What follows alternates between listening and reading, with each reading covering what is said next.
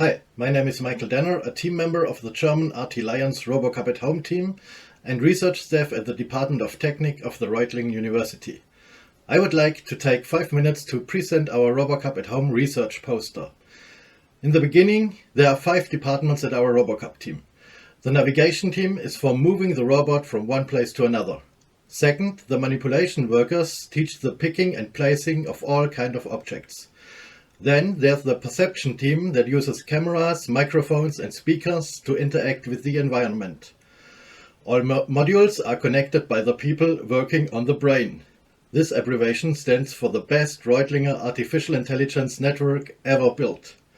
Finally, the assembly operators invent new hardware and maintain our robots.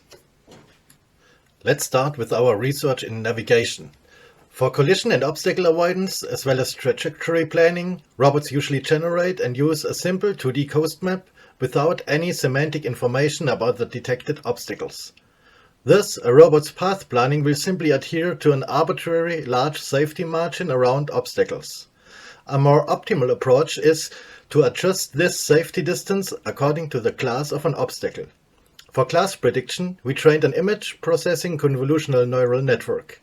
One of the main problems in the development and training of any neural network is the creation of a training dataset. We used methods and free open source software allowing a fast generation of annotated datasets. Our pipeline can be then applied to various objects and environment settings and is extremely easy to use to anyone for synthesizing training data from 3D source data.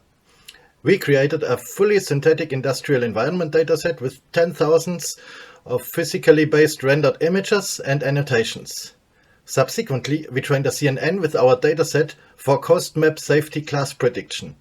We analyzed different class combinations and showed transfer learning the safety classes end-to-end directly with a small dataset instead of using a class lookup table that improved the quantity and precision of the predictions.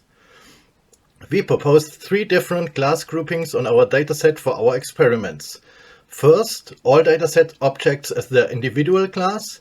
Second, similar objects grouped by type classes. And third, objects directly grouped into safety classes. The manipulation team works on a novelty for picking up objects. We generate volumetric 3D environment models with Octomap. The error in range measurement is usually very high and therefore an updated environment mapping in real time is necessary. Octomap is an integrated framework based on octrees for the representation of 3-dimensional environments. We use this new method not only for navigation but also for gripping tasks. Hence, this also supports the gripping point detection and orientation of the objects. In parallel, the team had also to handle the simulation challenges of picking a virtual object with a home service robot.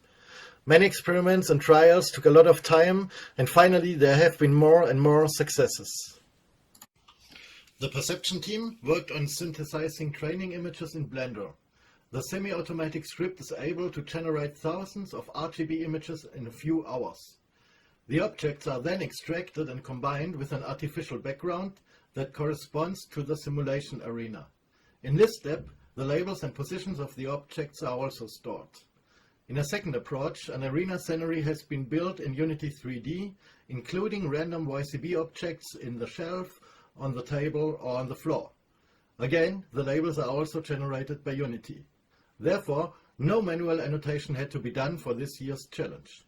The training data then was trained on the darknet YOLO network and we achieved a high recognition rate. Our brain combines all modules and orchestrates all states of each challenge. The tool we used is called RoboCup, that supports the creation of state machines for robot programs.